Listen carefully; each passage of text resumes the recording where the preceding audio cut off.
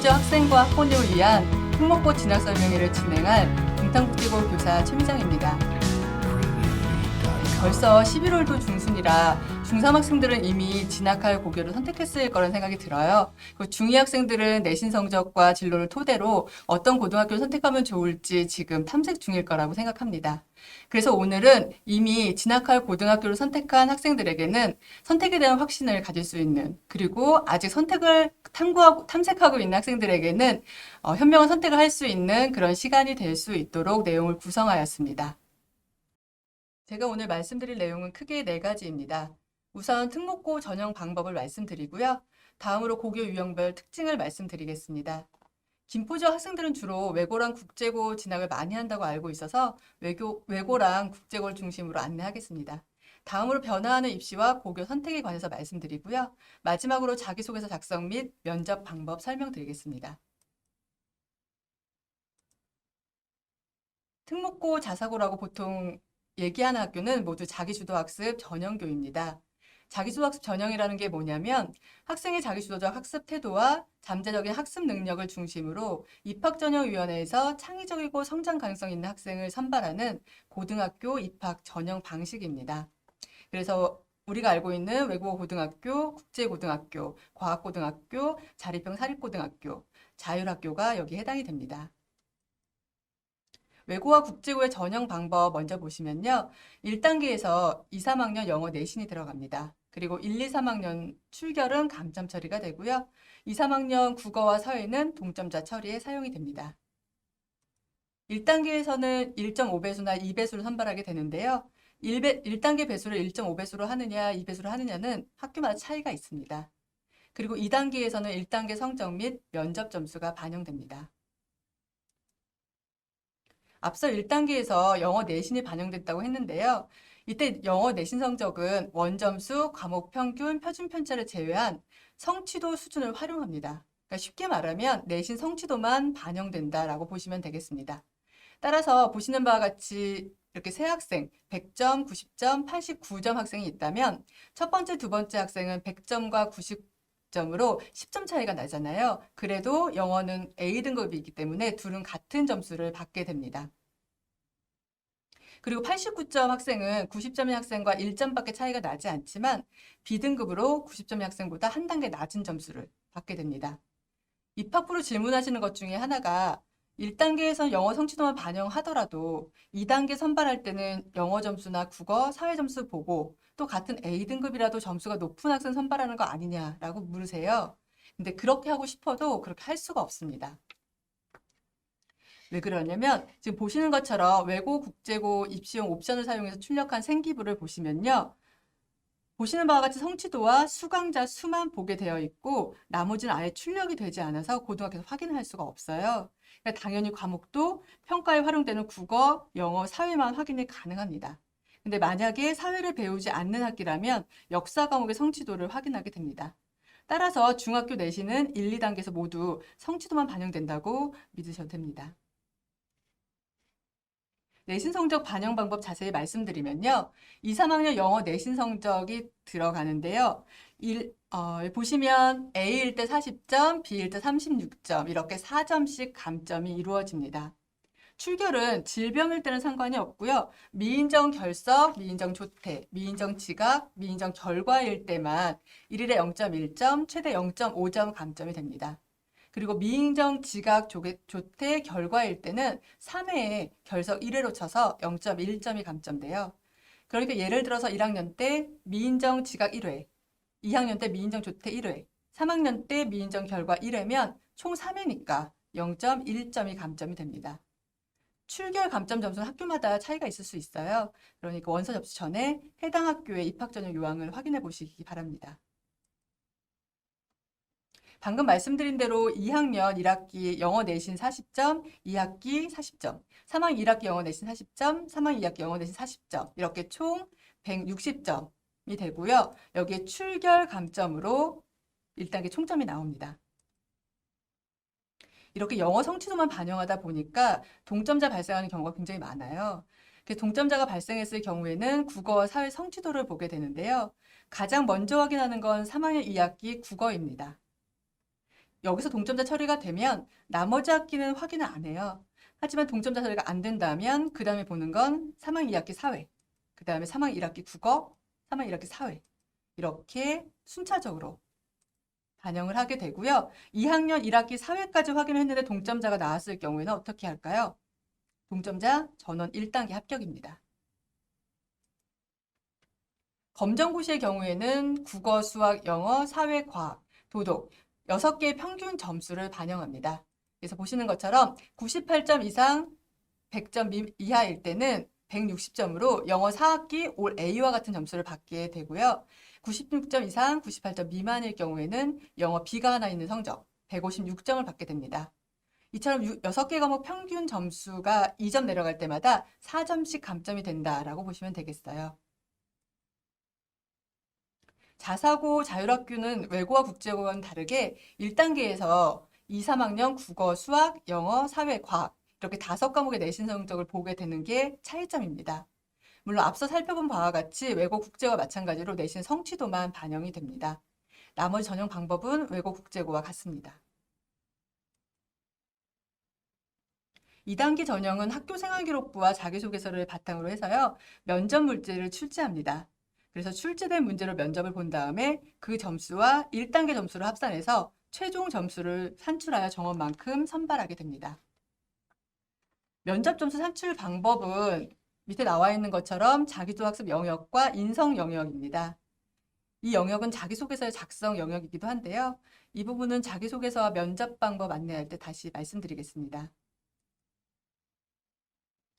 자기조학습 전형을 실시하는 학교는 입학 전형의 일정 비율을 국가적으로 보호가 필요한 학생을 대상으로 선발을 해야 합니다.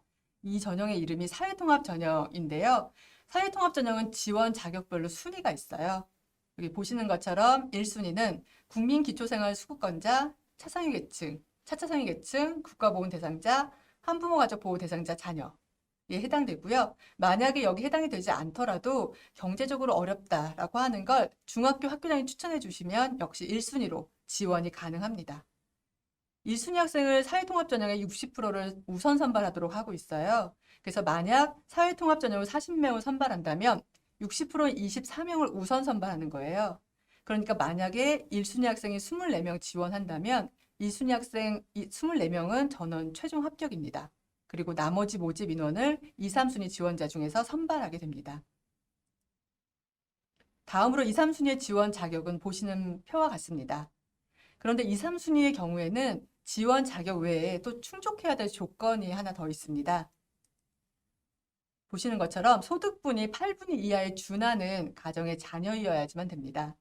그래서 보시는 바와 같이 가구 원수에 따른 월 소득 기준액에 따라서 건강보험료 납입금을 확인하셔야 돼요. 그러니까 예를 들면 3순위 다자녀에 해당이 되어서 사회통합전형을 지원하고자 하시는데 가구 원수가 5인이다 라고 하시면 아버님과 어머님의 건강보험료가 여기 보시는 해당 금액이어야 합니다. 그러니까 아버님이 직장 가입자시고 어머님이 지역 가입자시라면 두 분의 보험료를 합쳐서 33만 7,302원 이하여야지만 지원이 가능해요. 이 건강보험료는 최근 10개월인 2월부터 11월까지의 평균액을 기준으로 적용을 합니다. 네, 다음으로 고교 유형별 특징을 외고와 국제고 중심으로 말씀드리겠습니다. 우선 일반고와 외고 국제고 차이점 살펴볼게요. 일반고는 외고 국제고에 비해서 학력 수준의 차이가 큰 이질 집단이라고 볼 수가 있고요. 물론 비평준화 지역의 경우에는 이 격차가 크지 않기는 합니다. 근데 그에 비해서 외고 국제고는 단계형으로 선발하는 집단이다 보니까 학생들의 학력 수준 차이가 작아요. 근데 이건 장점이기도 하지만 단점이기도 합니다. 장점이라면 학생들의 수준이 비슷하니까 학생 수준에 맞는 수업을 하기가 용이합니다. 하지만 단점은 학생들의 학력 수준이 비슷하다 보니까 내신 성적 경쟁이 굉장히 치열합니다. 그에 비해서 일반고에서는 노력에 따라서 높은 내신을 받는 것이 유리할 수 있다라고 하는 게 일반고에도 장점일 수가 있겠죠. 그래서 제가 본 일반고 학생 중에는 3년 총 내신이 1.0인 학생도 있었어요. 1.0이면 3년 내내 모든 과목이 1등급일 때 가능하거든요. 근데 하지만 외고 국제고에서 이런 등급 나오기가 너무 힘듭니다. 왜냐하면 독보적인 1등이 없어요. 수준이 비슷하다 보니까 상위권 학생들 사이에서도 1등이 자꾸 바뀌게 됩니다. 그래서 외고 국제고의 경우에는 1년, 그러니까 전교 1등, 그러니까 3년 동안 총 내신의 학생의 경우를 보면 1.6, 1.7인 경우도 많습니다. 동탄국제고 같은 경우에 이런 해도 있었어요. 전교 1등이 2.1인 해도 있었습니다. 그러니까 1등급이 한 명도 없었던 거죠. 이렇게 내신에서 상대적으로 불리한 부분이 있습니다. 그래서 특목고는 수시 학생부 교과 전형으로는 지원을 잘 하지 않아요. 안 하는 게 아니라 못 하는 거죠. 학생부 교과 전형은 내신의 등급을 정량적으로 반영하게 되거든요. 그렇기 때문에 일반고의 높은 내신을 이길 수가 없습니다. 그래서 주로 학생부 종합 전형과 논술, 특기자 전형, 수능으로 지원을 합니다. 다음으로 외고와 국제고 특징 살펴볼게요. 우선 외국어 고등학교입니다. 외국어 고등학교는 체계적인 외국어 교육이 가능합니다. 그리고 해외 문화 탐방, 어학 연수 프로그램 등 외국어가 특화되어 있다라고 하는 게 특징이고요. 또 대학 입시를 위한 인문학, 독서가 강화되어 있습니다. 문과 성향의 학생이라면 외국어고 굉장히 유리할 수가 있겠죠. 그리고 특히 외국어에 관심이 많고 자질이 있고 국제계열에 관심이 많은 학생이라면 외국어에 맞는 학생입니다. 국제고등학교는 다양하고 심화된 사회교과 교육이 가능해요. 그리고 영어 몰입 교육을 합니다. 또 제2외국어 등 외국어 교육이 특화되어 있어요. 외고와 마찬가지로 대학 입시를 위한 인문학, 독서가 강화되어 있고요. 역시 문과 성향의 학생은 국제고가 유리합니다. 특히 국제계열에 관심이 많고 나는 사회 과목을 좋아한다 라고 하는 학생이라면 국제고에 딱 맞는 학생이다 라고 볼 수가 있겠습니다. 앞서 보신 바와 같이 외고와 국제고는 문과 성향의 학생들이 진학하면 행복하게 생활할 수 있는 학교예요. 그러니까 내가 만약에 이과 성향이 강하다거나 의대나 약대 등의 의학 계열 진학을 원하는 학생이라면 사실 외고나 국제고 진학에 맞는 학생은 아닙니다. 이렇게 보면 외고와 국제고 참 비슷해 보이긴 하는데요. 굉장히 비슷한 면도 많습니다. 근데 차이점이 있어요. 가장 크게 차이가 나는 부분이라면 전문교과 교육과정 편제가 다르다는 겁니다. 네, 이 내용은 2015 개정 교육과정을 먼저 말씀드려야 이해가 쉬울 것 같아서 2015 개정 교육과정을 먼저 말씀드릴게요. 2015 개정 교육과정은 보시는 것처럼 교과와 창의적 체험활동으로 나뉘어져 있습니다. 오늘은 교과 부분만 말씀을 드릴게요. 교과는 보통 교과와 전문 교과로 나뉘어져 있고요. 보통 교과는 또 공통 과목과 선택 과목으로 나뉩니다. 여기서 공통 과목은 전국의 모든 고등학생들이 공통으로 배우는 교과라고 보시면 돼요. 그래서 이 공통 과목에 통합사회와 통합과학이 신설되었습니다. 그러니까 문이과의 구분 없이 사회, 과학을 모두 배우는 교육과정이 2015 개정 교육과정이다 라고 보시면 되고요. 그리고 또 하나는 선택 과목이 있습니다. 선택 과목은 밑에 보시면 일반 선택과 진로 선택이 있는데요. 학생이 공통 과목 이수한 후에 교과별로 학문의 기본적 이해를 바탕으로 일반 선택 과목 선택하게 되고요. 더 나아가 자신의 적성과 진로에 맞는 맞춤형 학습할 수 있도록 진로 선택 과목 선택할 수 있도록 구성이 되어 있습니다. 그러니까 2015 개정 교육과정은 쉽게 말하면 문이과 구분을 없앤 거고요. 학생의 선택권을 강화한 그런 교육과정이다라고 볼 수 있겠습니다. 표에서 보시는 바와 같이 이렇게 국어, 수학, 영어, 한국사, 통합사회, 통합과학, 과학실험은 공통 과목이에요. 이렇게 공통 과목을 이수한 후에 옆에 보시는 것처럼 선택 과목을 학생이 선택할 수가 있습니다. 3년 동안 진로 선택 과목은 꼭 3과목 이상 선택할 수 있도록 그렇게 구성이 되어 있어요. 그리고 또 진로에 맞는 그런 진로 선택 과목을 선택하라고 하면 또 학생들이 진로에 맞춰 선택하기보다는 또 대입이 중요하다 보니까 내신 등급을 받기 쉬운 과목을 선택하려는 경우가 있을 수 있어요. 그래서 이에 대한 대비로 진로 선택 과목을 올해부터 석차 등급이 아닌 성취도를 반영하기로 했습니다. 그러니까 내신 등급 받기 쉬운 과목 선택하지 말고 자신의 진로에 맞게 선택하라라고 학생부 기재 방식을 바꾼 거죠. 그리고 옆에 보시면 전문교과 1, 2가 있습니다. 전문교과 1은 특목고 학생들이 배우는 교과고요. 물론 일반고에서도 개설할 수는 있어요. 하지만 특목고는 의무적으로 전문교과를 72단이 꼭 이수할 수 있도록 교육과정을 구성해야 합니다. 지금 보시는 것은 A국제고의 전문교과 편제표예요. 고등학교 졸업할 때까지 총 180단위를 이수해야 합니다. 근데 그 중에서 방금 말씀드린 외고 국제고는 전문교과 72단위를 꼭 이수해야 해요.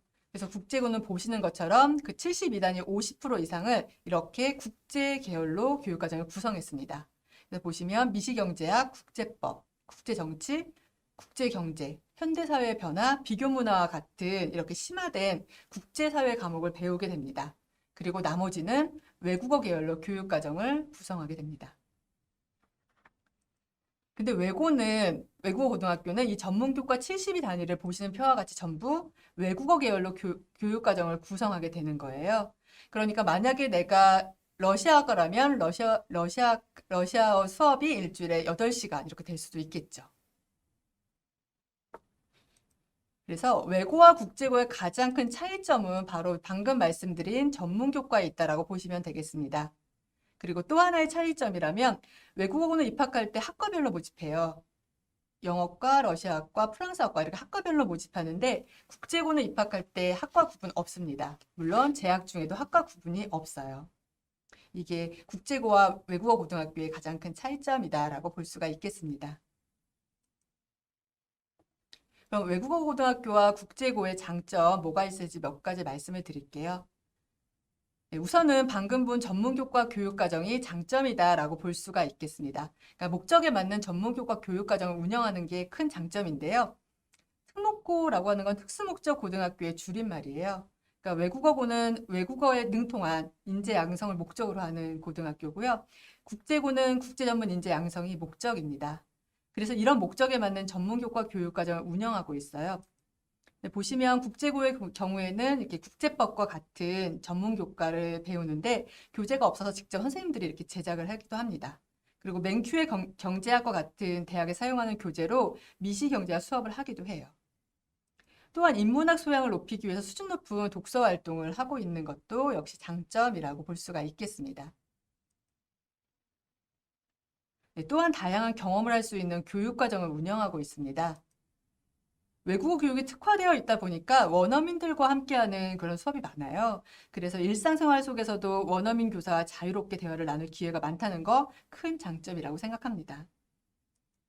또 국제고의 경우에는 매년 국제고 연합학술제 개최하고 있습니다. 또한 1인 1학기, 1인 1특기 같은 예체능 프로그램도 다양하게 운영하고 있어요. 그리고 자매 결연을 맺은 외국어 고등학교와 국제교류 활동을 활발하게 이어가고 있습니다. 또 그 외에도 영어 토론 대회 등을 통해서 학생들이 굉장히 의미 있고 다채로운 활동들을 경험하면서 학교 생활을 할 수 있다는 거 바로 큰 장점이다라고 볼 수 있겠습니다.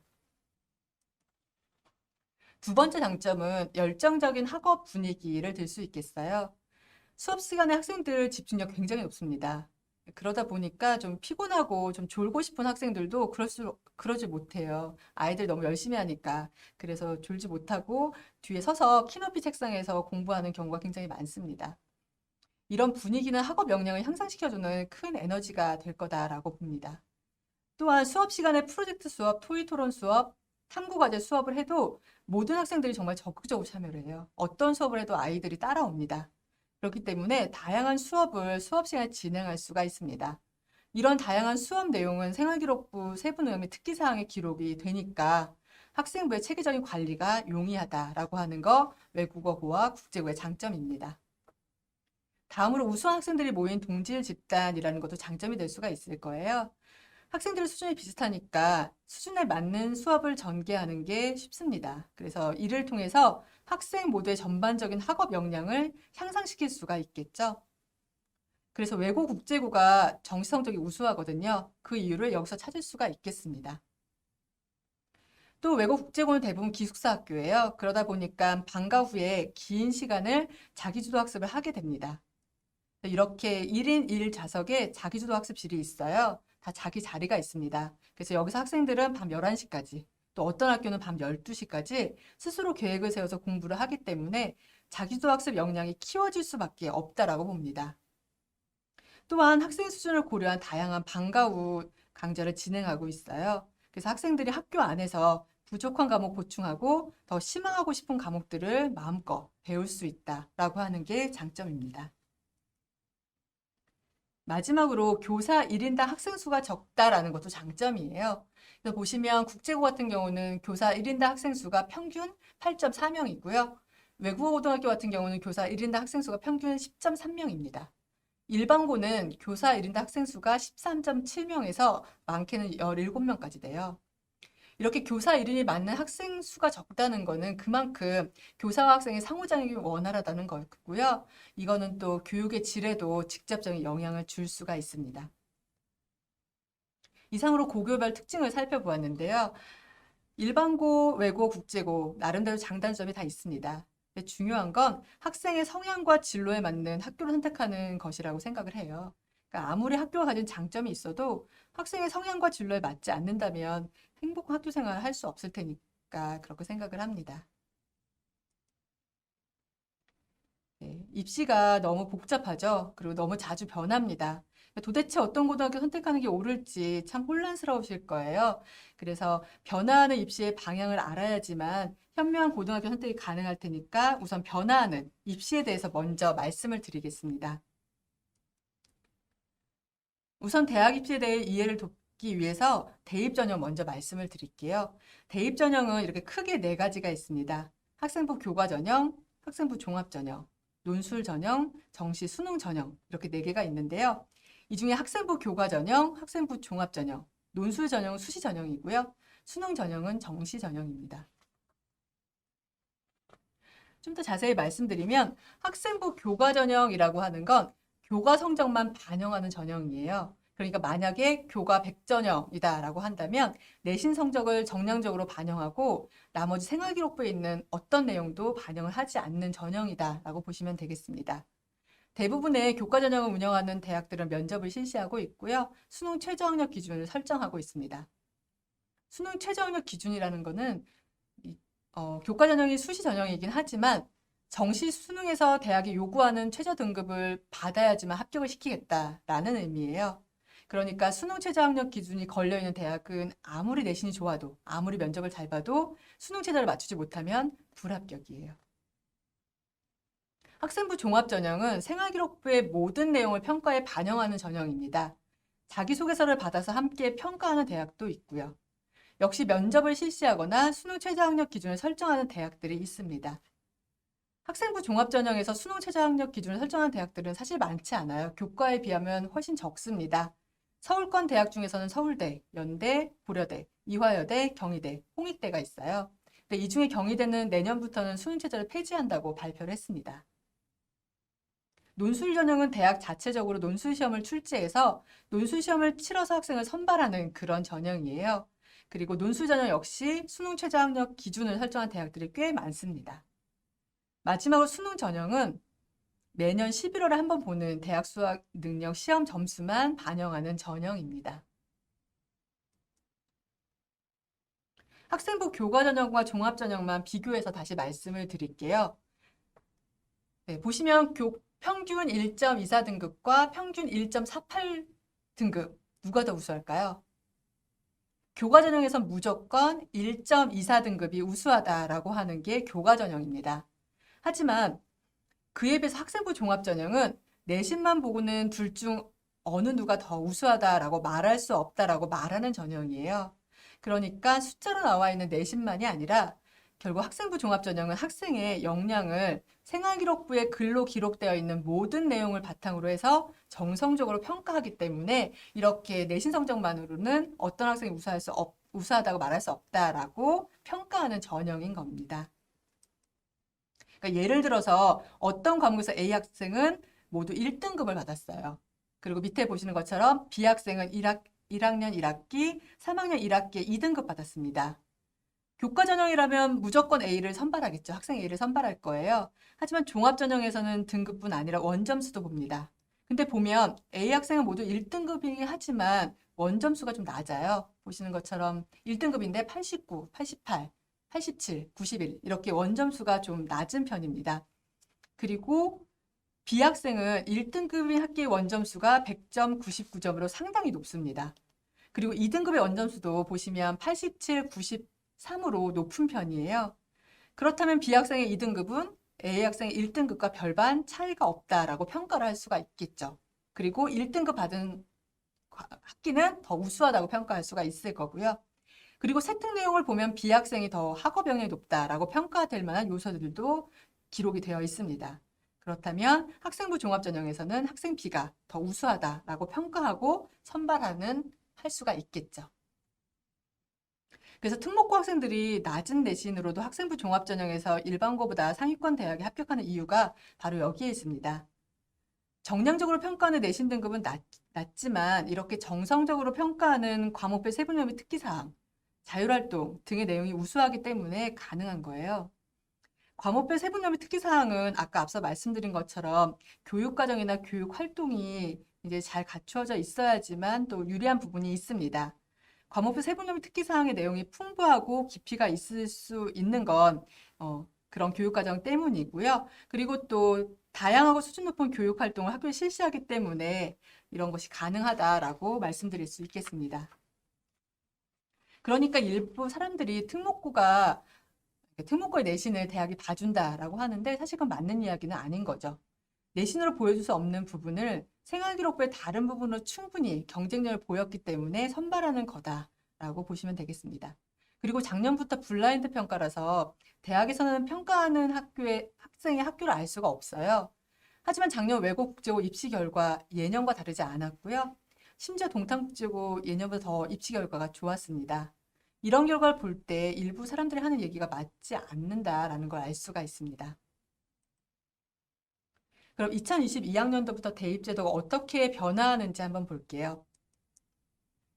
네, 올해 고3 학생들이 보는 입시가 2022학년도 입시입니다. 지금 중3 학생들이 보는 입시는 2025학년도 입시인데요. 2025학년도 대입도 지금 보여드리는 변화에 적용을 받게 될 거예요. 대입제도 변화 방향은 다음에 4가지입니다. 수능체제 개편이고요. 대입제도 구조의 개편, 학생부 종합서류의 간소화, 대학별 고사 개선입니다. 2022학년도부터 대입제도가 이렇게 변화하게 되는 이유는 크게 2가지 때문이에요. 첫 번째는 2019년 11월에 발표된 대입제도 공정성 강화 방안을 들 수가 있습니다. 그러니까 이건 뭐냐면 교육부에서 대입제도 공정한가? 하고 조사를 한 거예요. 그랬더니 공정하지 않은 부분이 발견된 거죠. 그래서 앞으로 대입제도를 공정하게 하겠다라는 방안이라고 보시면 됩니다. 두 번째는 앞에서 말씀드린 문이과가 통합되고 학생의 선택권이 강화된 2015 개정 교육과정 때문입니다. 그래서 이 2가지 때문에 대입이 변화하게 되었다라고 보시면 되겠어요. 그래서 대입 공정성 강화 방안은 2021학년도부터 2024학년도까지 단계적으로 추진되는 로드맵이에요. 그러니까 중3 학생들이 대학에 진학하는 2025학년도 입시도 2024학년도 입시와 비슷할 거라고 예상을 할 수가 있습니다. 네, 방금 말씀드린 대입 공정성 강화 방안은 다음에 7가지입니다. 서울 소재 16개 대학의 정시 비중을 40%로 확대 권고한 사항이에요. 2023학년도까지요. 거기에 해당되는 대학들은 서울대, 연대, 고대를 비롯해서 서울에 있는 상위권 대학들입니다. 이 대학들이 이렇게 선정된 이유는 학생부 종합전형과 논술전의 비중이 높은 대학들이었어요. 이 높은 대학들 16개 대학을 정시 비중도 늘려라 라고 권고한 사항입니다. 두 번째로 학생부 일부 항목이 대입에 미반영되는 걸로 바뀌었고요. 또 정규 교육과정 외에 비교과 활동 폐지, 자기소개서 및 고교 프로파일 폐지, 논술 전형, 특기자 전형 단계적 폐지, 수동권 대학 지역균형 선발 10% 이상 권고, 사회적 배려 대상자 10% 이상 의무화를 내용으로 하고 있습니다. 좀 더 자세히 살펴보면요. 앞서 말씀드린 16개 대학의 정시 비중 40% 확대는 내년부터잖아요. 근데 올해 벌써 많은 대학이 정시 인원을 40% 가까이 확대를 했습니다. 그래서 서울대 같은 경우는 올해 입시에서 정시 비중을 30%, 30.3%로 늘렸고요. 내년에는 40%까지 확대하겠다라고 발표를 했습니다. 고려대 같은 경우는 작년에 정시 비율이 19.9%밖에 되지 않았었어요. 근데 올해 보시면 37.4%로 이 2배 가까이 정시 인원을 확대했습니다. 이렇게 볼 때 중학교 학생들이 치르는 2025학년도 입시에서는 역시 정시 인원이 조금 더 확대될 가능성이 크다라고 봅니다. 이렇게 정시가 확대되는 건 사실 특목고에 불리한 건 아니에요. 물론 외국 국제고 학생들이 수시 전형으로 많이 합격을 하고 있습니다. 하지만 정시가 확대된다면 정시로 합격하는 학생 역시 확대될 거예요. 왜냐하면 이제까지는 수시를 먼저 치르니까 학생들이 모의고사 성적과 내신, 생기부 내용을 비교해봐서 정시로 갈 수 있는 대학까지를 모두 수시에서 지원을 했었거든요. 하지만 정시 비중이 는다면 수시보다 정시로 지원하는 학생이 더 늘어날 거예요. 그리고 앞서 말씀드린 대로 외고 국제고 학습 분위기가 좋고 또 자기주도 학습 역량이 뛰어나기 때문에 정시 성적이 잘 나오는 편입니다. 그렇기 때문에 정시 비중 확대는 특목고에 불리한 방안이라고는 보기 어렵습니다. 다음으로 학생생활기록부 기재 개선 사항입니다. 맨 마지막 부분을 보시면 되겠습니다. 보시면 2024학년도 입시부터는 대입에 미반영되는 생기부 내용이 많습니다. 대입 미반영이라고 하는 거는 생활기록부에는 기록이 돼요. 그러니까 고등학교에서는 기록을 하지만 대학에 전송이 되지 않는 거죠. 그러니까 대학에서는 이 내용을 확인할 수 없다라고 보시면 되겠습니다. 그래서 수상, 진로 희망 분야, 봉사 중에서 외부 봉사활동, 그다음에 자율동아리, 독서활동이 모두 대입에 미반영됩니다. 그리고 창의적 체험활동의 분량도 줄었어요. 하지만 변화가 없는 건 과목부의 세부 능력 및 특기사항입니다.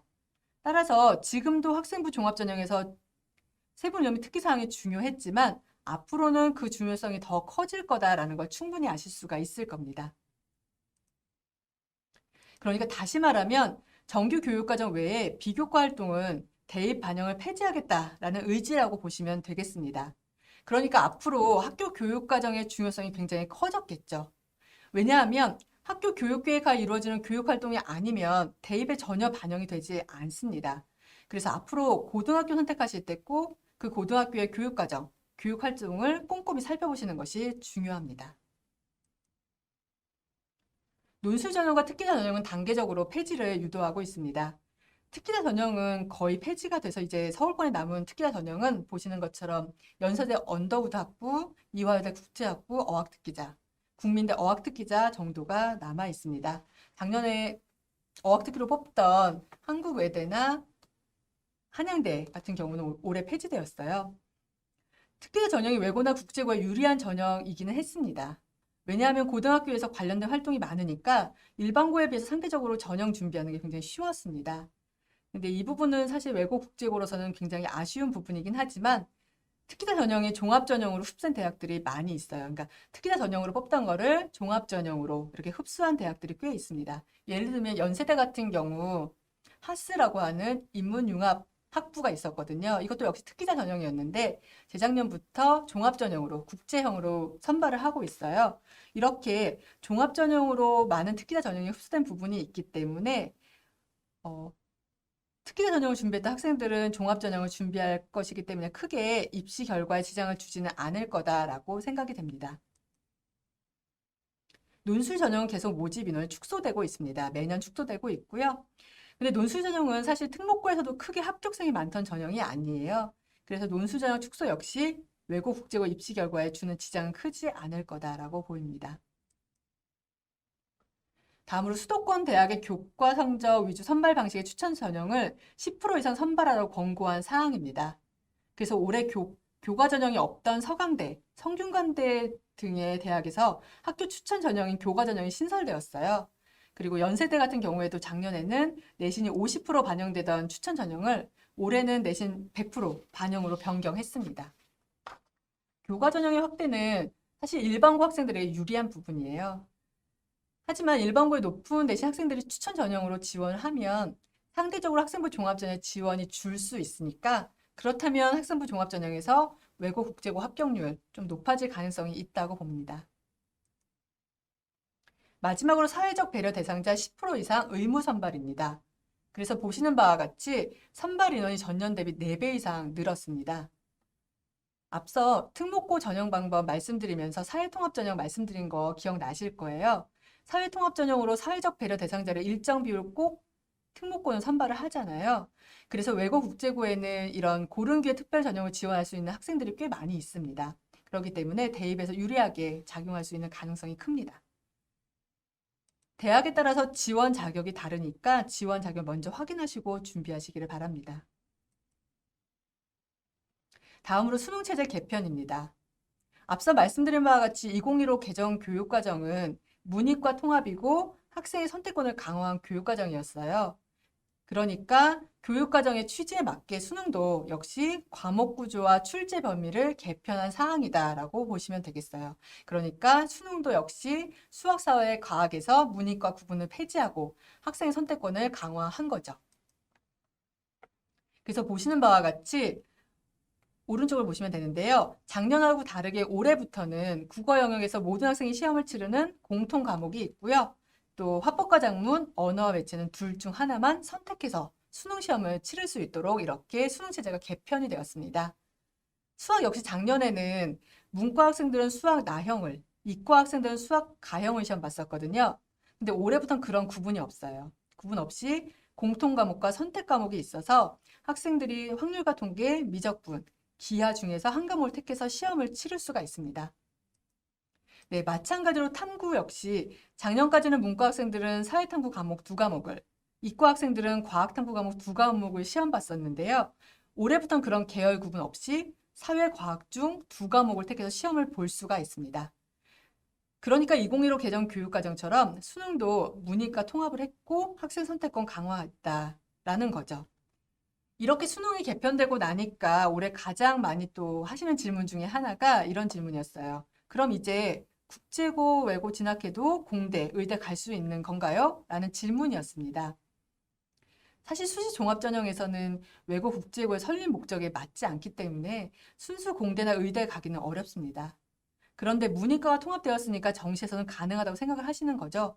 네, 수능체제 개편만 보면 맞아요. 그 말이 맞는데 근데 좀 어려운 부분이 있습니다. 왜냐하면 수능에서는 이렇게 문이과 구분을 폐지했지만 대학에서 문이과를 구분했습니다. 다시 말해서 지금 보시는 표에서처럼 서울대, 연대, 고대를 비롯해서 상위권 대학들이 우리 학교의 공대, 의대를 지원하려면 확률과 통계를 보면 안 되고 꼭 미적분 또는 기하 중에 한 과목을 택해서 수능 시험을 봐야 한다라고 자연계 선택 과목을 지정한 거죠. 마찬가지로 탐구 과목 역시 우리 학교 자연계열 지원하기 위해서는 사회탐구 과목을 시험 보면 안 돼. 과학탐구 두 과목을 꼭 선택해서 시험 봐야 해. 라고 지정을 했습니다. 근데 보시는 것처럼 지금 보시는 건 A 외고의 편제표인데요. 보시는 바와 같이 대부분의 외고는 수학에서 확률과 통계와 미적분 중에서 한 과목을 선택하라고 하는데 대부분 학생들이 확률과 통계를 선택을 합니다. 그리고 과학 과목을 보시면 통합과학과 과학 탐구 실험은 전국에 있는 모든 고등학생들이 배우는 공통 과목이에요. 그러니까 그 과목 제외하면 과학은 한 과목밖에 배우지를 않는 거죠. 그러니까 자연계열을 지원하려면 수능 과학탐구 과목 하나는 혼자서 공부해야 하는 부담이 생기는 겁니다. 국제고 마찬가지예요. A 국제고 편제표를 보면 수학에서 확률과 통계 또 미적분 두 과목 모두 배울 수는 있습니다. 하지만 과학은요, 역시 한 과목만 배웁니다. 그렇기 때문에 정시로 순수한 공대 계열이나 의대 같은 계열에 진학하는 건 불가능하진 않아요, 물론. 하지만 다소 어려움은 있겠죠. 자기주도 학습 전형을 실시하는 학교들은 모두 자기소개서를 작성하고요, 면접을 실시합니다. 근데 앞서 말씀드린 대로 1단계에서 영어 성적이 성취도 평가잖아요. 그래서 1단계 성적에 큰 차이가 없습니다. 대부분 만점인 아이들이 많이 오기 때문에 1단계 성적에 큰 차이가 없어요. 그렇기 때문에 2단계 면접의 중요성은 굉장히 큽니다. 그럼 자기소개서 작성 어떻게 하면 좋은지, 면접 어떻게 이루어지는지 말씀드릴게요. 자기소개서는 평가 대상은 아니에요. 생활기록부도 마찬가지고요. 그러니까 생활기록부 몇 점, 자기소개서 몇 점 이렇게 점수가 있는 게 아니라는 거예요. 그러니까 다시 말하면 자기소개서 훌륭하게 썼다고 해서 2단계에서 좋은 평가 받고 합격으로 이어지는 건 아니라는 겁니다.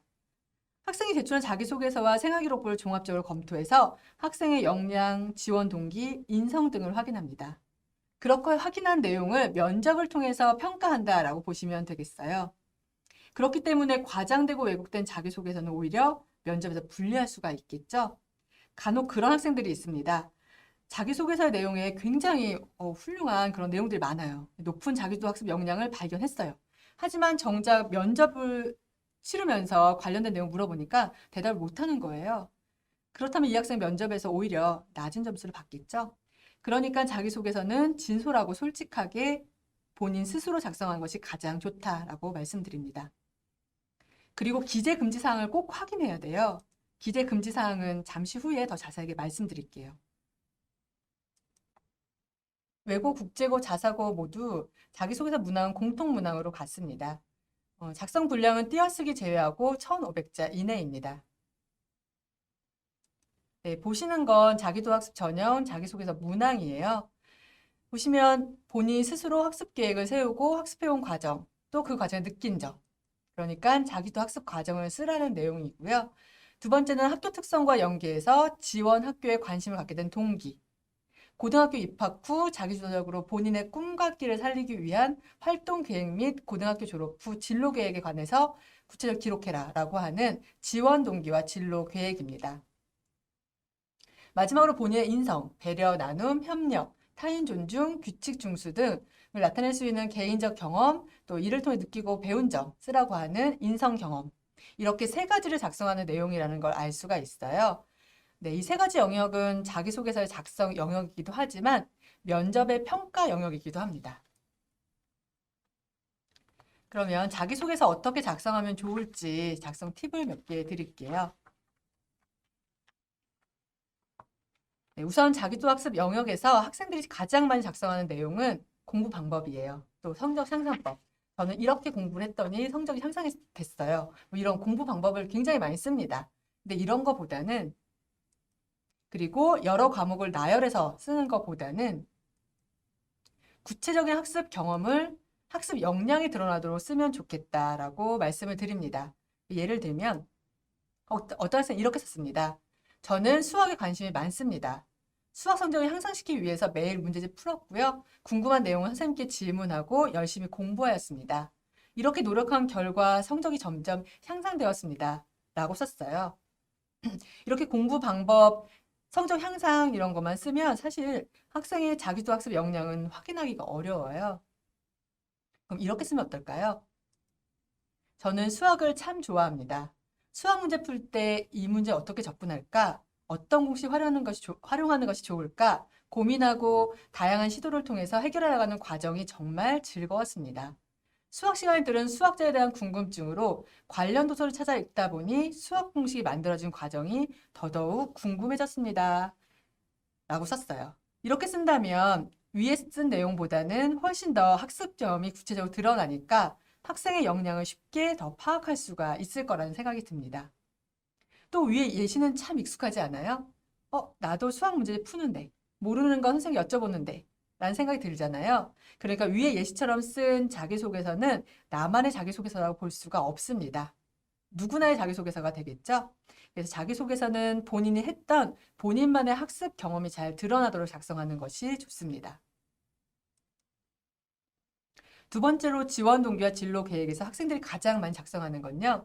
해당 학교의 교육과정과 활동입니다. 그러니까 예를 들면 동탄국제고등학교라면 동탄국제고등학교에서 하는 교육과정, 뭐 국제계열의 교육과정이라든가 활동들 이런 것들을 주로 많이 쓰거든요. 근데 이렇게 쓰는 것보다는 솔직한 고민과 계획의 흔적을 자신의 노력과 역량이 나타나게 쓰는 게 더 좋습니다. 그러니까 본인의 진로와 연결시켜서 왜 해당 학교에 지원하게 됐는지를 작성하고 앞으로도 내가 하고 싶은 일을 중심으로 학습, 활동 계획을 작성하면 더 좋겠습니다. 그리고 간단 명료하게 써야 돼요. 생각보다 1,500자가 길지 않습니다. 그리고 방금 말씀드린 그 자기소개서의 영역이 자기도 학습 영역, 지원 동기와 진로 계획, 인성 이 세 가지 영역이잖아요. 가장 길게 써야 되는 영역은 어딜까요? 자기도 학습 영역이에요. 그러니까 자기도 학습 영역을 가장 길게 쓰고 그다음에 진로 동기와 진로 계획은 그것보다 더 짧게 이렇게 간단 명료하게 쓰는 게 좋겠습니다.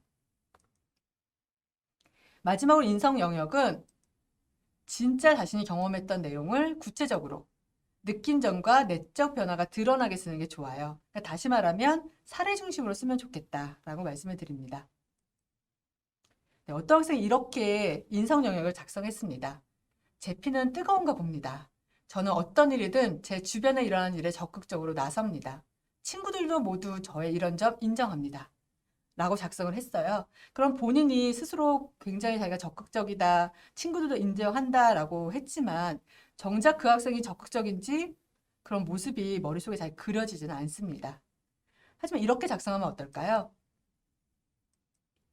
저는 학교 앞 시내버스 정류장에 설치된 인도와 차도를 구분하는 분리대를 철거하게 한 경험이 있습니다. 먼저 구청에 전화를 걸었고요. 결국 시청 홈페이지에 민원 넣었습니다. 라고 하면 본인이 적극적이다라는 말을 한마디도 하지 않았지만 읽는 사람이 이 학생 정말 적극적이구나, 피가 뜨겁구나 라는 걸 느낄 수가 있겠죠. 그러니까 이런 식으로 인성 영역은 사례를 들어서 작성해주면 좋겠다라고 말씀드립니다. 네, 지금까지 자기소개 작성 팁을 몇 가지 말씀드렸는데요. 사실 이거보다 더 중요한 건 이거예요. 기재 금지 사항을 준수하는 겁니다. 그러니까 자기소개서에 작성하면 안 되는 내용들이 있어요. 보시는 것처럼 토플, 토익, 탭스 이런 각종 인증시험 점수, 한국어, 한자 등 능력시험 점수를 만약에 기록하게 되면요. 0점 처리가 됩니다. 그리고 교과목의 점수나 석차, 교내외 각종 대회 입상 실적, 자격증, 영재교육원 교육 및 수료 여부를 작성하면 역시 0점 처리가 돼요. 그러니까 교과목의 점수라고 하는 건 예를 들면 저는 영어 100점, 전교 1등입니다. 라고 작성하면 0점이라는 거고요. 교내외 각종 대회 입상 실적 중에서 학생들이 가장 실수하는 부분은 교내 대회를 작성을 합니다. 그러니까 예를 들어서 제가 과학 탐구대회에 나가서 1등을 했습니다. 라고 하는 그런 내용들을 작성하는 경우가 있는데요. 이럴 경우에 면접 점수가 0점 처리되기 때문에 주의하셔야 됩니다. 또 지원자 본인을 알 수 있는 이름, 출신, 중학교 등 인적사항을 암시하는 경우에는 해당 영역 점수의 10% 이상 감점이에요. 그러니까 해당 영역 점수라고 하는 거는 자기소개서의 영역을 크게 나누면 자기도학습 영역과 인성 영역이잖아요. 그러니까 이 중에서 만약에 자기도학습 영역에 이 내용을 기재했다면 그 영역의 점수가 10% 이상 감점된다라고 보시면 되겠어요. 또 마찬가지로 부모 및 친인척의 사회, 경제적 지위를 암시하는 내용. 그러니까 부모 및 친인척의 구체적인 직장명이나 직위, 소득 수준, 고비용 취미 활동, 학교에서 주관하지 않는 모든 및 프로젝트 활동, 또 사설학원 및 기관이 추진하는 교과 활동 등을 기재하면 역시 해당 영역 점수의 10% 이상 감점이 됩니다. 네, 이렇게 자기소개서를 작성하면 안 되는 내용은 면접에서도 역시 언급하면 이 표와 같은 감점 처리가 되니까 주의하셔야 돼요. 근데 보면 면접 시작할 때 본인의 이름을 딱 이렇게 말하고 시작하는 학생들이 가끔 있습니다. 이렇게 말하는 순간 바로 감점이 되니까 주의하셔야 돼요. 네, 그렇다면 이렇게 교과목의 점수나 석차, 교내대회 입상 실적은 다 생활기록부에 기록되는 건데 왜 작성하면 안 될까? 왜 0점 처리를 할까 하고 좀 의아해 하실 거예요. 그리고 이름이나 학교를 언급하면 왜 감점이 될까라는 생각을 하실 텐데요. 이렇게 이름이나 학교를 언급하거나 교과목의 점수나 또 교내대회 입상 실적을 언급하면 감점되는 이유는 그 부분들이 외고와 국제고에 제출하는 생활기록부에는 출력되어 나오지 않기 때문입니다. 보시면 인적사항과 학적사항은 물론 출력되지만 입학부에서 전체 도말 처리해서 면접위원들에게 드립니다. 그리고 수상 경력은 삭제되어서 출력이 되고요. 마찬가지로 교과학습 발달사항도 원점수, 표준점수는 제외되고 2, 3학년 영어, 국어, 사회가 없으면 역사의 성취도 또 수강자 수만 출력이 됩니다. 그리고 2, 3학년 세분 및 특기사항도 역시 제외가 돼요. 그리고 3학년 행동특성 및 종합의견도 역시 제외가 됩니다. 그러니까 개인정보는 다 삭제되고 그런 내용들을 제출을 하게 되는 거고 또 입학부에서도 면접위원들에게 그 부분을 드리는 거예요. 그러니까 다시 말해서 그런 교과목의 점수나 교내 대회 등은 1단계에서든 2단계에서든 점수에 반영하지 말라는 그런 지침이거든요. 그런데 학생이 이 부분을 자기소개에 기재하게 되면 가려져야 될 부분이 노출되기 때문에 그 부분에서 불이익을 주는 겁니다. 그럼 방금 살펴본 내용 사례로 한번 볼게요. 중2 겨울방학 중 토익 시험에 응시해서 450점 받았습니다. 이후에 영어 공부에 매진한 결과 850점을 얻고 노력은 결과를 배신하지 않는다라는 깨달음을 얻게 되었습니다. 라고 쓴다면 어떻게 될까요? 그럼 0점 처리가 되겠죠. 아름다움이 고들정, 제 이름은 아름답고 곱게 자라라고 아버지가 손수 지어주셨습니다. 라고 하면 예, 이름을 얘기한 건 아니에요. 하지만 이름에 대한 암시가 있기 때문에 감점됩니다. 교사이신 아버지의 영향으로 어릴 때부터 교육에 관심이 많았습니다라고 하면 교사라고 하는 지위가 나타나기 때문에 역시 감점됩니다. 지위는 높던지 낮던지 그런 건 상관이 없어요. 지위가 드러나면 무조건 감점입니다. 중2 겨울방학에 공부를 열심히 한 결과 3학년 1학기 영어 시험을 100점 받아 전교 1등이 되었습니다. 라고 하면 0점 처리가 됩니다. 0점 처리가 되면 당연히 합격 어렵고요. 감점 처리가 됐을 경우에도 합격하기는 힘든 경우가 많습니다. 그러니까 이런 부분들 굉장히 주의하셔야 됩니다. 보면 매년 이렇게 감점 처리되는 학생들이 서너 명 발생해요. 그러니까 이 부분 자기소개서 제출할 때 꼭 한 번 더 확인하시기를 바랍니다. 다음으로 면접 내용 말씀드릴게요. 면접은 자기소개서 영역인 자기도학습 영역과 인성 영역을 바탕으로 출제가 됩니다. 그래서 보시면 자기도학습 영역은 아까 말씀드린 대로 두 개로 나눌 수가 있거든요. 자기도학습 과정과 지원 동기 및 진로 계획으로 나눌 수가 있어요. 그래서 자기도학습 과정은 학습을 위해 주도적으로 수행한 목표의 설정, 계획, 학습, 그리고 결과, 평가까지의 전 과정을 파악하고 면접 문제 낼 수가 있고요. 지원 동기 및 진로 계획은 건학 이념과 연계해서 지원 학교에 관심을 두게 된 동기, 꿈과 끼를 살피기 위한 활동 계획과 진로 계획 등을 이제 면접 내용으로 합니다. 인성 영역은 핵심 인성 요소에 대한 중학교 활동 실적을 봅니다. 자기소개서와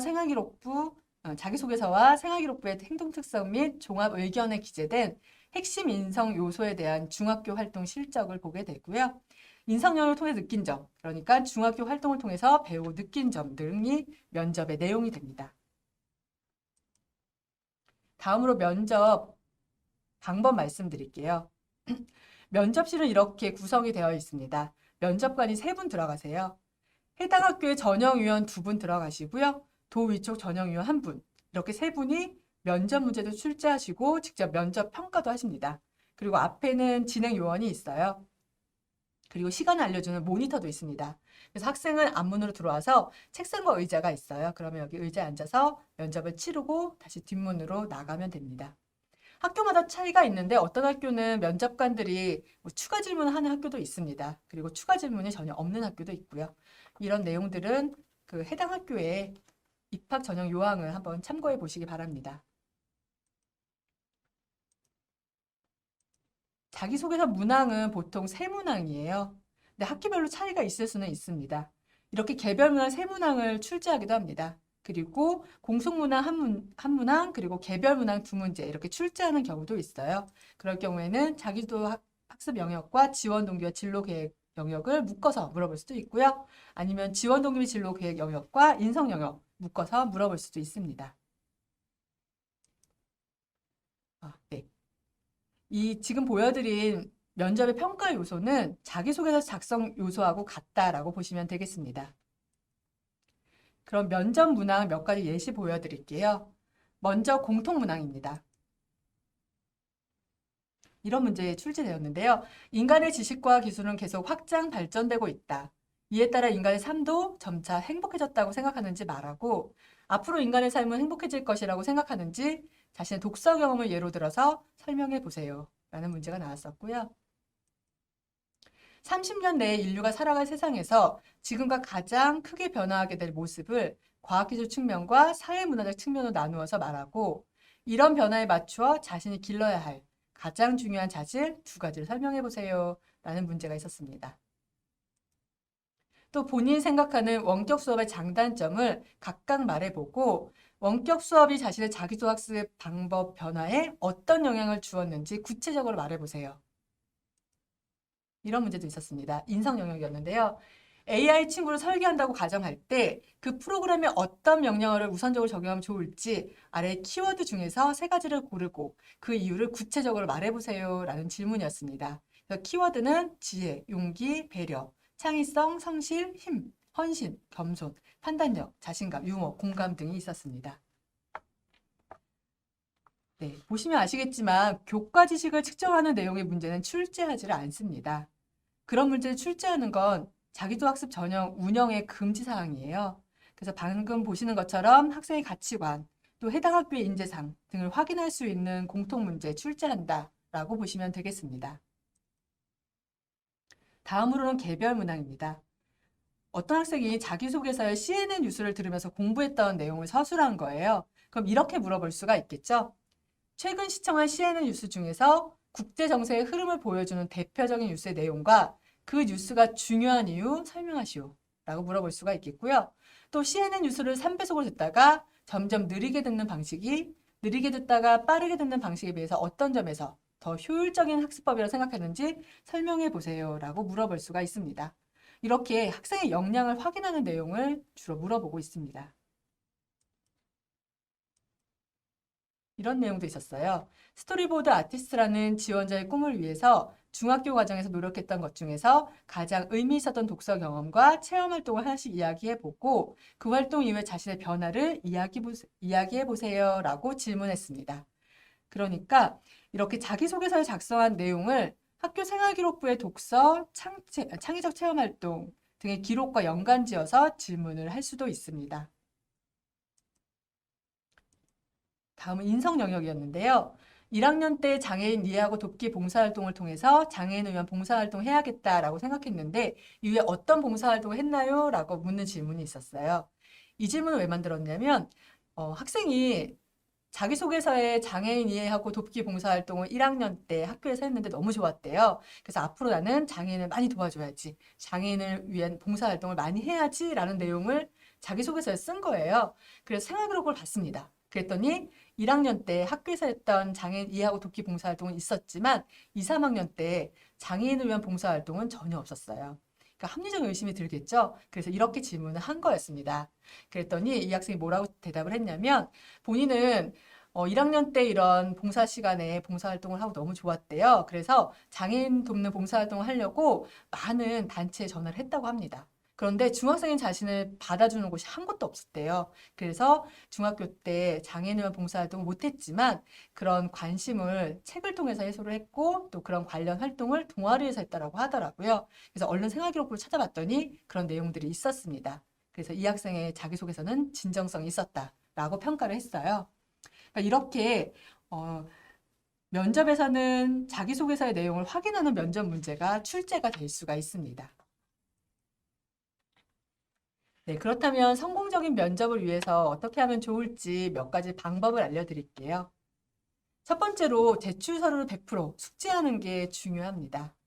제출 서류라고 하면 자기소개서와 학교생활 기록부를 말하는데요.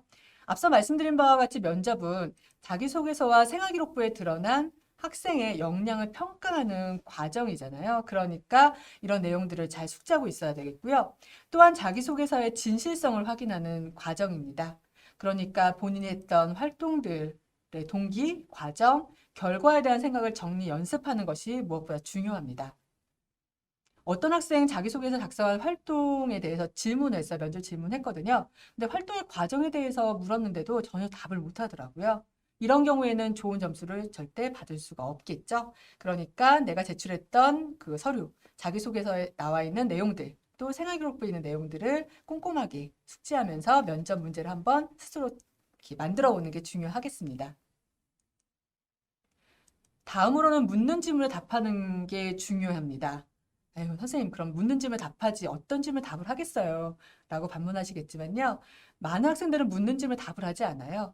그럼 어떤 질문에 답을 할까요? 본인이 외운 질문에 답을 하는 경우가 굉장히 많습니다. 무슨 얘기냐면 학생들이 예상 문제를 만들어요. 그리고 문제를 만들고 그 문제의 답을 만듭니다. 그리고 통째로 외워요. 이렇게 되면 긴장되는 면접 상황에서 면접 질문의 의도를 파악하기가 어렵잖아요. 그러니까 면접 질문의 의도를 파악하지 못하고 본인이 외운 비슷한 예상 질문 답을 줄줄줄 이야기하는 경우가 많습니다. 그러니까 면접 문제와 답을 만들 때 통째로 이렇게 만들어서 외우지 말고요. 키워드를 중심으로 면접 답변을 준비하면 좋겠습니다. 그러니까 예를 들어서 지원 동기에 대한 질문이 나오면 나는 3가지 단어를 가지고 대답해야지. 그리고 키워드 이런 키워드를 중심으로 답변의 흐름 이렇게 해야겠다 정도로 생각하는 식으로 면접을 준비하는 게 더 좋다라고 말씀을 드립니다. 그렇게 된다면 묻는 질문의 의도에 맞는 그런 묻는 질문에 대한 답을 할 수가 있겠죠. 또 하나는 2가지로 답변하는 것이 좋습니다. 근데 이건 면접할 때도 물론 2가지로 답변을 하면 좋고요. 자기소개서를 작성할 때도 2가지로 작성을 하면 좋습니다. 두괄식이라고 하는 건 가장 중심적인 내용, 주제가 되는 내용을 맨 앞에다가 이야기하는 걸 이야기합니다. 근데 면접은 보통 학생들이 이제 이야기를 하다가 묻는 질문을 잊어버리는 경우도 있어요. 막 답변을 하다가 뭘 물어봤던 거지 하는 경우도 있어요. 그러니까 그런 걸 방지하기 위해서라도 두괄식으로 내가 묻는 질문에 대한 답변, 중요한 답변을 먼저 하면 그런 질문이 뭐였지? 라고 생각이 들 때 좀 잘 넘어갈 수가 있겠죠. 다음으로 시간을 최대한 활용하는 게 좋습니다. 만약 면접 시간이 5분이라면 5분 안에 세 가지 질문을 모두 답할 수 있도록 시간 배분 연습하는 건 굉장히 중요합니다. 그런 학생이 있었어요. 세 개의 질문을 했는데 앞에 두 개 질문 정말 완벽했습니다. 완벽하게 답변했어요. 만점이에요. 근데 두 개 질문을 답변을 하고 나니까 면접 시간이 끝내버렸습니다. 그럼 마지막 질문은 답을 할 수가 없잖아요. 근데 질문마다 점수가 정해져 있거든요. 그렇기 때문에 마지막 질문에 답을 못하면 이 학생은 합격은 어렵습니다. 그래서 핵심을 파악해서 간결하게 말하는 연습 필요하고요. 또 이렇게 하기 위해서는 주제를 잡아서 2분 내외로 말하는 연습을 하면 좋습니다. 네, 마지막으로 자연스럽게 긴장을 즐기면 좋은데요. 어린 학생들에게는 사실 어려운 일이에요. 그래서 평소에 모의 면접을 여러 번 실시해 보면 실시해서 실제 긴장을 느껴보는 게 좋겠습니다. 본교에 입학했던 아이들한테 물어봤어요. 너희들 면접 준비 어떻게 했니? 어떻게 면접에서 긴장을 줄였니? 라고 물어봤더니 그렇게 얘기를 하더라고요. 방에 아버지, 할머니, 동생 앉아있으라고 하고 그 앞에 의자 갖다 놓고 또 책상도 갖다 놓고 면접 질문지를 그 위에 올려놨대요. 그리고 실제 면접처럼 똑똑 녹화하고 들어와서 인사하고 그리고 의자에 앉아서 면접 질문지 보고 뭐 5분이면 5분 이렇게 5분 동안 면접을 질문에 답변을 한 다음에 다시 인사를 하고 그리고 나가는 그런 연습을 굉장히 많이 했다고 하더라고요. 사실 가족 앞에서 면접을 하는 게 굉장히 부끄럽기도 하고 쑥스러운 일이긴 하지만 이렇게 모의 면접 상황을 여러 번 경험했더니 실제 면접장에서 긴장을 덜하게 됐더라라는 이야기를 했습니다. 그러니까 이렇게 모의 면접으로 실제 긴장을 느껴보는 거 추천합니다. 또 본인의 모의 면접 모습을 녹음이나 녹화로 해서 답변의 내용이나 답변 길이, 말의 속도, 평소 행동 습관 등을 살펴보는 것도 굉장히 좋아요. 그렇게 하면 내가 뭐가 문제가 있는지라는 걸 확인할 수가 있거든요. 마지막으로 지원자의 본인 스타일을 그대로 보여주는 게 좋습니다. 이제 외고 국제고라고 하면 적극적인 학생들을 좋아할 것 같잖아요. 그래서 지나치게 과장된 행동을 하거나 막 쾌활한 그런 모습을 보여주려고 노력하는 그런 학생들이 있는데요. 그럴 필요가 없습니다. 그런 외적인 것보다는 면접 내용이 훨씬 중요합니다. 네, 제가 말씀드린 내용은 모두 다 말씀을 드렸고요. 그럼 입학부로 가장 많이 문의하는 질문 세 가지를 얘기하고 마무리하도록 하겠습니다. 네, 첫 번째 질문은 향후 특목고 입학 경쟁률 추이 어떻게 될 거로 보시나요? 라는 질문입니다. 사실 저도 확신할 수는 없어요. 그리고 개인적으로는 경쟁률 많이 올라갔으면 좋겠습니다. 네, 하지만 그렇게 되긴 힘들지 않을까라고 예상을 해요. 왜냐하면 보시는 것처럼 외고 경쟁률 2019년에는 1.37대 1이었습니다. 하지만 작년에 겨우 1대 1을 넘겼어요. 외고만 그런 건 아니었습니다. 국제고도 보시면 재작년과 비교할 때 작년에 동탄국제고 제외하고는 일제히 경쟁률 하락했습니다. 2편은 경기권 특목고 학교별 경쟁률 변화예요. 보시면 일반 전형 경쟁률도 많이 하락하긴 했지만 특히 사회통합 전형 경쟁률이 굉장히 심각합니다. 그러니까 작년에 사회통합 전형에서 미달인 학교들이 있었어요. 그래서 미달이 되면 1월에 추가 모집을 합니다. 이런 추가 모집을 했던 학교가 경기권 12개 특목고 중에서 무려 8곳이었습니다.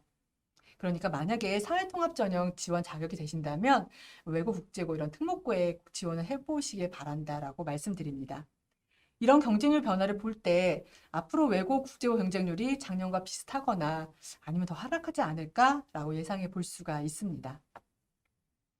이렇게 특목고 경쟁률이 하락하게 된 이유를 두 가지로 분석을 하고 있어요. 그러니까 우선은 학령 인구가 꾸준히 줄고 있습니다. 보시는 편은 연도별 고교 입학생 수예요. 네, 보시면 2016년에서 2021년 5년 동안 무려 17만 8천 명 가까이 고교 입학생 수가 줄었습니다. 이렇게 학생 수가 주니까 특목고 경쟁률도 자연히 하락할 수밖에 없었다라고 분석합니다. 또 하나의 이유는 2019학년도부터 정기고였던 자사고, 외고, 국제고가 후기고로 바뀌었어요. 그러니까 후기고로 바뀌었다는 건 일반고 전형 전에 선발이 이루어지지 않고 일반고와 같은 시기에 선발이 이루어진다는 거예요. 그러니까 외고, 국제고, 자사고 지원했다가 불합격했을 경우에 리스크가 굉장히 크겠죠. 평준화 지역의 경우는 그래도 1지망에 외고, 국제고 쓰고 2지망에 해당 지역 고등학교 쓰면 되니까 좀 나은 편이에요. 하지만 김포나 화성 같은 비평준화 지역의 경우에는 외고, 국제고 지원했다가 불합격했을 경우에는 1월에 추가로 모집 인원이 미달된 학교에 입학을 해야 하니까 아무래도 쉽게 지원을 결정하기는 어려운 상황이 되었습니다. 아무래도 미달이 된 학교들은 결국 아이들이 가기 싫어하는 학교일 테니까요. 그런 학교에 간다는 건 좀 아무래도 부담스럽겠죠. 이 두 가지 이유로 앞으로 외고 국제고 경쟁률 또 더 많이 오르긴 힘들 거다라고 예측합니다. 그 다음으로 많이 질문하시는 건 이거예요. 최근에 제 장래희망이 바뀌었는데 그런 것이 면접이나 자기소개서에 불이익 있나요? 라는 질문입니다. 불이익이 있을까요? 불이익 없습니다. 어린 학생들의 꿈은 계속 바뀔 수 있다고 생각해요. 저도 이 나이에 가끔 장래희망 바뀌는데 어린 학생들이야 당연한 거라고 생각을 합니다. 그래서 이런 부분은 전혀 불이익이 없으니까 걱정 안 하셔도 됩니다. 네, 마지막 질문인데요. 특목고 폐지 여부 궁금합니다. 2025년 이후엔 어떻게 운영되나요? 라는 질문이었습니다. 2025년 자사고, 외고, 국제고 일반고로 일괄 전환 예정되어 있습니다. 이 부분은 학교에서 어떻게 손을 쓸 수 있는 부분이 아니에요. 하지만 일괄 전환 전에 입학한 학생들은 졸업식까지 자사고, 외고, 국제고 학생 신분 유지합니다. 그러니까 지금 중학교 1학년, 2학년, 3학년 학생 경우에는 입학 후에 일반고로 일괄 전환된다 해도 걱정하실 필요가 없어요. 졸업할 때까지 특목고 학생 신분 유지되니까 걱정 안 하시고 지원하셔도 됩니다. 그리고 일반고로 일괄 전환 후에도 학교 명칭 그대로 사용합니다. 그러니까 동탄국제고, 수원 외국어 고등학교 이런 명칭 그대로 사용하고요. 특성화된 교육과정, 그러니까 외고라면 아까 말씀드렸던 전문교과, 또 국제고 마찬가지로 전문교과 교육과정 운영이 가능합니다. 이상으로 특목고 진학 설명회를 마치겠습니다. 고등학교 선택을 앞두고 여러 가지 고민과 걱정이 많으실 텐데요. 이런 고민과 걱정은 여러분의 꿈을 이루는데 밑거름이 될 것이라고 생각합니다. 여러분의 꿈에 대한 도전과 노력을 응원합니다. 네, 오늘 설명이 고등학교를 선택하는 데 많은 도움이 되셨기를 바랍니다. 긴 시간 경청해 주셔서 감사합니다.